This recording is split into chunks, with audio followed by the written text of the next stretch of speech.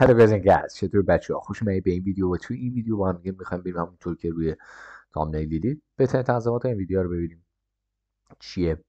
توی کنترل پنل که خب اومدید، بیاید تب اول گزینه رو بذارید رو گزینه سوم، اینو تا ته ببرید چپ تا بهترین FPS رو بدید. همونجوری که می‌بینید کوالیتی یکم کم میشه ولی خب پرفورمنستون بیشتر میشه.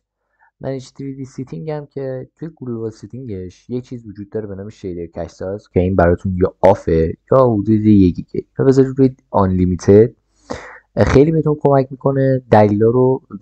دلیلش هم اینه.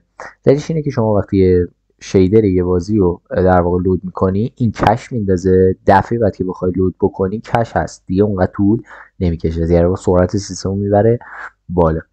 توی پروگرام سیتینگ وارد شید، روی اینجا بزنید. اگه CSO تون رو میبینید که خب انتخابش کنید، اگه نه ادو بزنید و از اینجا CSO تون رو انتخاب کنید. انتخاب که کردید بیاید اینجا سه تا گزینه است که باید تغییرش بدید.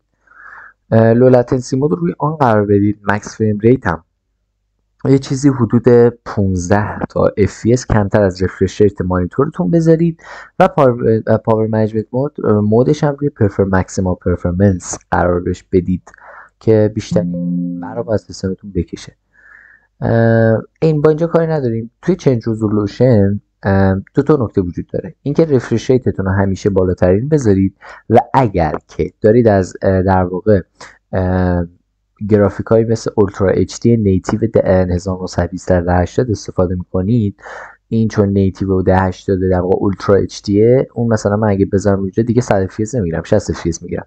پس اینجا اینو بیارید رو حالت پی سی 1920 در 1080 تا های ترین رفرش ریتتون رو بگیرید.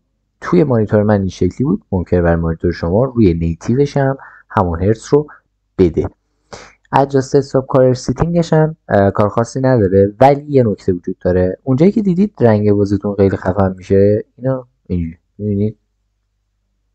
آره این با اونه در واقع غلظت رنگتون رو با این تعیین میکنه که من روی همون 90 میذارم بمونه که دیگه چیز خاصی نداره. روتیت دیسپلی رو نمیخوایم تا برسیم به ادجاست دسکتاپ سایز اند پوزیشن. توی اینجا حالت رو بذارید روی فول اسکرین و پرفورم اسکیلینگتون رو بذارید روی جی پی یو اووررایدش هم آف کنید و اینجا رفرش ریتتون هم های ترین رفرش ریت. حالا اینجا 101 که برای من اینجا یه اوورکلاک صورت گرفته. شما 1 هرتز بالاتر از هرتز معمولی مانیتورتون رو میتونید اوورکلاکش بکنید که من اینجا کردم و اونجا تغییر خاصی هم همجوری بود. واسه ببینم چجوریه و کردم.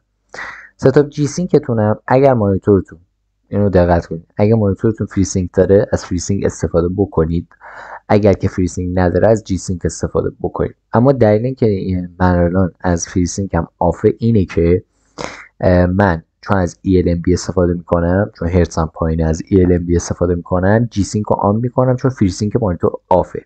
پس در نتیجه میتونید جی سینک رو اینجا اصلا آف کنید و از فری سینک مانیتورتون استفاده کنید اگر که مانیتورتون AMD اصلا از فری سینک پشتیبانی میکنه.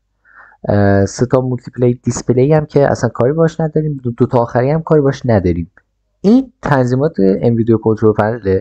تنظیمات دیگه هم توی سیستم وجود داره، توی خیلی از ویدیوها بهتون میگن، اما اونا بچه اصلا اهمیتی ندارن. چرا؟ چون که یه چیز مربوط به ویندوز قرار نیست سبک‌تر بشه باید اون کارا، به خاطر اینکه کلا وقت ویندوزتون مثلا ویندوز 11 حداقل رمی که میخواد 8، پس در نتیجه ویندوز سنگیه. اگر ویندوز گیم میخواید برید سراغ ویندوزهای 10، هیچ وقت به سراغ ویندوز 11 نیایید چون به درد نمیخوره برای. و همین. اگه سوالی کامنت که نمیشه، سوالی داشتید تو کامنت ها بهم بگید و لایک و سابسکرایب یادتون نره. تا ویدیو بعدی، پیس اوت.